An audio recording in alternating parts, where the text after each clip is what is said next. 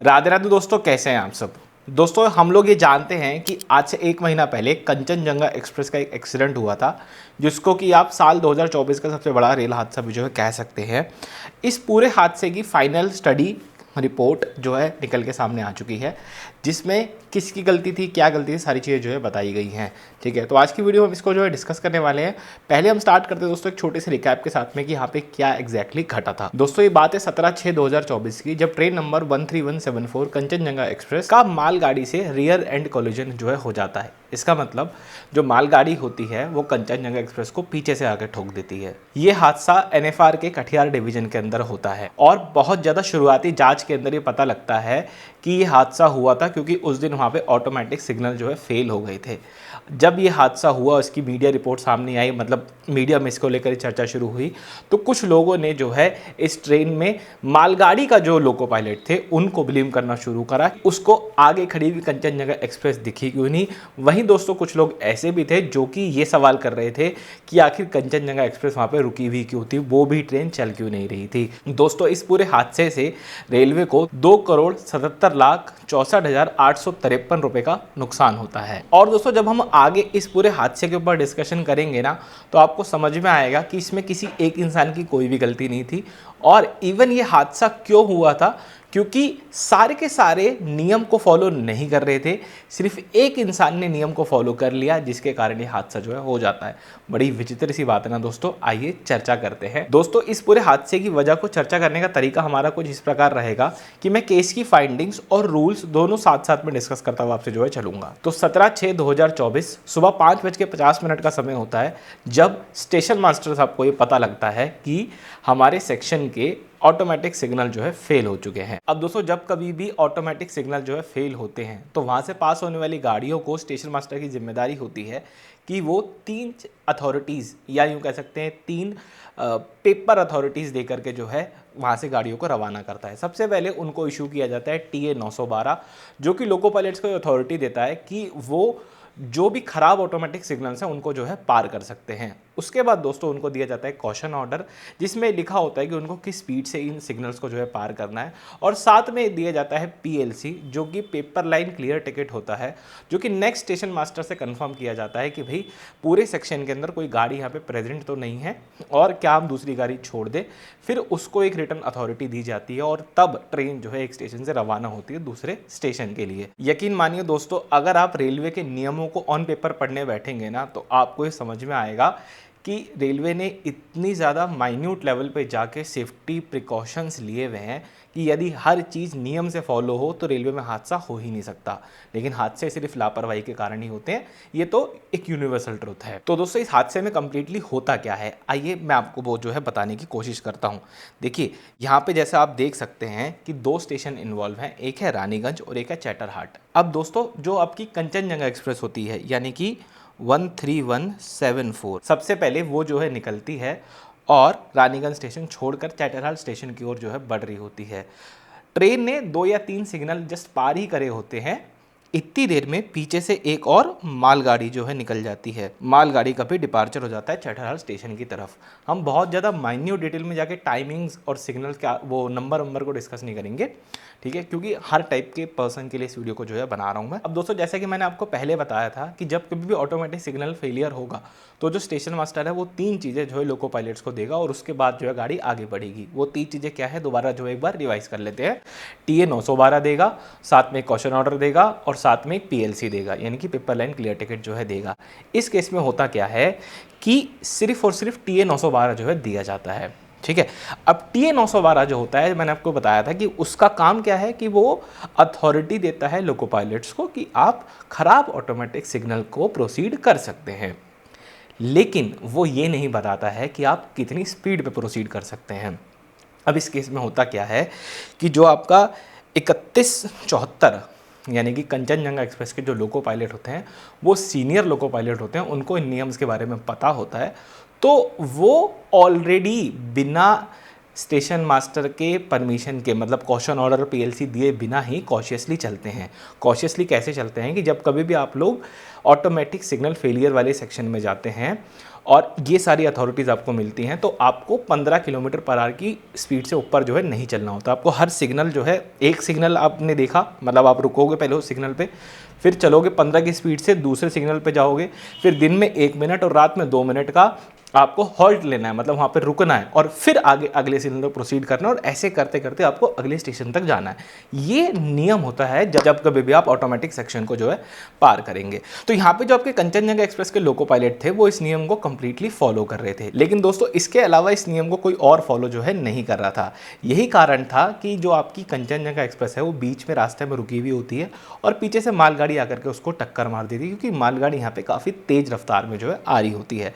इस मुद्दे पर अभी हम आगे थोड़ी और चर्चा भी करेंगे। तो इस पूरे सिनेरियो के अंदर जो हौच-पौच होती है वो क्या होती है कि एसएम ना तो लाइन क्लियर लेता है नेक्स्ट स्टेशन से, चटरहल स्टेशन है वहाँ से ना तो लाइन क्लियर ली जाती है कि कंचनजंगा एक्सप्रेस वहाँ पहुँची या नहीं पहुँची, हम दूसरी गाड़ी छोड़ दें, और इतनी देर में यहाँ से वो मालगाड़ी जो है छोड़ दिया जाता है। अब आप कहोगे कि ये सिक्योरिटी लैप्सेस क्यों, ये प्रॉब्लम क्यों आ रही है? देखिए उसका पीछे कारण ये है कि जो आपका ये जो सेक्शन है ये कटिहार डिवीज़न के अंदर आता है और कटिहार डिवीज़न में जनवरी 2023 में ही ऑटोमेटिक सेक्शन मतलब जो ऑटोमेटिक ब्लॉक सेक्शन होता है, एबीएस होता है, इसको इंट्रोड्यूस करवाया गया था। और वहाँ का जो स्टाफ है वो अभी पूरी तरह से यहाँ पे ट्रेन नहीं है कि हर टाइप की सिचुएशन के अंदर कैसे ट्रेन को मैनेज किया जाता है। तो यहाँ पे एसएम की ये नॉलेज में ही नहीं है कि भाई जब कभी ऑटोमेटिक सिग्नल फेल होंगे तो क्या क्या प्रोसेस फॉलो करना है। उनको ये लगता था कि सिर्फ टीए 912 इशू करना है, लेकिन टीए 912 क्या करता है कि भाई वो आपको स्पीड लिमिट नहीं डिफाइन कर सकता कि कितनी स्पीड पे आपको चलना है। अगेन एक लोको पायलट को जब सिर्फ टीए 912 मिला तो लोको पायलट्स को भी यहाँ पे एक सही से नॉलेज नहीं है इस चीज़ की कि आपको 3 अथॉरिटी मिलेंगी।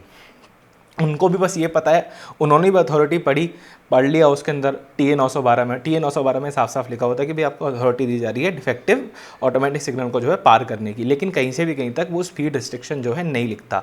जब स्पीड रिस्ट्रिक्शन नहीं लिखता है तो जो मालगाड़ी के ड्राइवर होते हैं वो मस्त 110 का एमपीएस होता है इस पूरे सेक्शन के अंदर, पूरे सेक्शन में कोई टीएसआर कोई पीएसआर जो है नहीं लगा हुआ, तो यहाँ पे ये 78 की स्पीड पर जो है चल रहे होते हैं। जब सामने अपनी ये गाड़ी को देखते हैं लगभग 300 मीटर पहले, तब जो मालगाड़ी का जो लोको पायलट होता है वो ब्रेक को लगाता है, लेकिन 300 मीटर पहले देखने के बाद कुछ खास हो नहीं सकता। गाड़ी टकराने के टाइम पे भी लगभग 40 की स्पीड पे जो यहाँ पे चल रही होती है। अब दोस्तों जैसा मैं आपको बता रहा था कि सारे के सारे लोग जो है नियम को फॉलो नहीं कर रहे होते हैं, सिर्फ एक इंसान के फॉलो करने से ये पूरा हादसा जो है हो जाता है। मैं आपको उसके बारे में समझाता हूँ। देखिए यहाँ पे आप एक टेबल देख पा रहे हैं जहाँ पे इधर की तरफ जो है ट्रेन नंबर लिखा हुआ है, यहाँ पे लिखा हुआ है टाइम जब वो ट्रेनें रानीगंज से डिपार्चर हुई हैं, यहाँ उनका टाइम लिखा हुआ है जब वो कैटरहट पे अराइव हुई हैं, और उसके अलावा यहाँ पे वो कितने सिग्नल पार करेंगी, मतलब जो ऑटोमेटिक सिग्नल्स हैं वो सारे पार करने का यहाँ पे जो है उनके सिग्नल्स के नंबर लिखे हुए हैं। अब यहाँ पे आप एक चीज़ को ध्यान से देखिए, एक रूल मैंने अभी आपको बताया था कि जब कभी भी ऑटोमेटिक सेक्शन फेल है, ठीक है, तो वो 3 चीज़ें लेकर के निकलेगा। अब तो आपको याद भी हो गई होंगी, और वो 15 kmph की स्पीड पे चलेगा, दिन में 1 मिनट रुकेगा हर सिग्नल पे और रात को 2 मिनट रुक करके इस तरह से अगले स्टेशन तक जो है लोको पायलट पहुंचेगा। लेकिन जैसा मैं आपको बता रहा था कि नई नई एबीएस इंट्रोड्यूस होने के कारण यहाँ के क्रू को ठीक से इस बात की नॉलेज नहीं है कि कहाँ पे क्या एग्जैक्टली करना है। तो सुबह 5:50 के ऊपर एबीएस फेल हो गया था, जैसा मैंने आपको शुरुआत में बताया। उसके बाद से लेकर हादसा होने तक ये 7 ट्रेनें टोटल यहाँ से जो है निकलती हैं। आइए सबसे पहले देखते हैं इस मालगाड़ी को, जो कि है SRBX MLY स्पेशल, ठीक है, ये लिखा हुआ है। ट्रेन 6:26 पे आपका रानीगंज से जो है डिपार्चर लेती है और कैटरहट पे इसका अराइवल हो गया है 6:59, मतलब हम 7 बजे मान लेते हैं वहाँ पे अराइवल हो गया है। पूरे सेक्शन को पार करने में गाड़ी ने सिर्फ 33 मिनट का टाइम जो है लिया है, जहाँ पे ये क्या दिखाती है कि इस सिग्नल को 9 की स्पीड से पार करा, इस सिग्नल को 12 की, फिर 22 की, फिर 73 की, फिर 76 की, 66, 69, 80, 82 इस स्पीड से जो है इस पूरे सेक्शन को उन्होंने जो है पार करा। तो यहाँ पे नियम वायलेट हो गया, 15 की स्पीड से नहीं चल रहे। अब खुद से अगर आप इस टेबल पे नज़दीक मतलब एक बारी नज़र डालें तो दोस्तों आपको समझ में आएगा कि जो हमारे 13174 के एलपी हैं जिनका एक्सीडेंट हुआ है वो नियम को फॉलो कर रहे थे। सिग्नल को 7 की स्पीड से पार करा, दूसरे सिग्नल को 8 की स्पीड से पार करा, और हर सिग्नल पे रुक करके भी चल रहे थे। ये चीज़ें जो है जो लोकोमोटिव के अंदर अलग अलग इक्विपमेंट्स लगे होते हैं उनसे जो है वेरीफाई होती है कि वो स्टॉप लेकर के जो है चल रहे थे। वहीं दोस्तों उसके पीछे जो मालगाड़ी आ रही थी उसकी आप रफ्तार को देखिए कि पहला सिग्नल उसने 47 की स्पीड से क्रॉस किया, दूसरा सिग्नल उसने 78 की स्पीड से क्रॉस किया। इस कारण से एक्सीडेंट जो है हो जाता है। और मैंने आपको एक लाइन बोली थी, सारे लोग नियम फॉलो नहीं कर रहे थे, सिर्फ एक इंसान के नियम फॉलो करने से हादसा जो है हो जाता है। तो अगेन यहाँ पे गलती किसकी? देखो गलती यहाँ पे इनएडिक्वेशन ऑफ ट्रेनिंग है, मतलब कि क्रू को ट्रेनिंग ही नहीं है कि हर टाइप के प्रॉब्लम में मतलब सिचुएशन में कैसे हैंडल यहाँ पे जो है करना है। अच्छा, इसके बाद मुझे आपको एक और बहुत इंपॉर्टेंट चीज़ इस मुद्दे में जो है बतानी है। वो क्या है? वो यहाँ पे आप लोगों के सामने है इस वक्त। देखिए, हम सब ये बात जानते हैं कि जो लोको पायलट्स होते हैं और जो ट्रेन मैनेजर हैं, जो गार्ड होते हैं, वो आपस में कम्युनिकेट करते हैं, ठीक है। वॉकी टॉकी उनके पास होता है जिसको VHF बोलते हैं। इससे जो है वो कम्युनिकेट करते हैं। पूरे NFR के अंदर दोस्तों इन वॉकी टॉकी की कमी जो है बताई गई है। और जिस रोज़ ये एक्सीडेंट हुआ है उस दिन इन दोनों ही क्रू को जो है वॉकी टॉकीज इनके नहीं दिए गए थे। CUG फ़ोन के थ्रू ये लोग जो है कम्युनिकेशन कर रहे थे, लेकिन उसके अंदर भी अगेन कुछ सिक्योरिटी लैप्सेस जो है पाए गए हैं। 2 मिनट के लिए यहाँ जो है देख लीजिए। यहाँ पे जो आपकी क्रू लॉबी है वो ये 3 क्रू लॉबी जो है बताई गई है, जिसमें दोस्तों एक कटियार है, NJP है और MDLP है। इसमें इंपॉर्टेंट क्या है, जरा जो मुझे आपको बताना है इंपॉर्टेंट, वो एक बार देख लीजिए। टोटल VHF रिक्वायर्ड, मतलब कि रिक्वायरमेंट है 260 की, मतलब कि दोस्तों रिक्वायरमेंट है 260 की और अवेलेबल सिर्फ 72 है।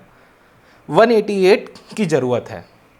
NJP बताता है कि हमको 377 चाहिए, 377 की रिक्वायरमेंट है, 377 VHF चाहिए, मिले सिर्फ 169 अवेलेबल वर्किंग है।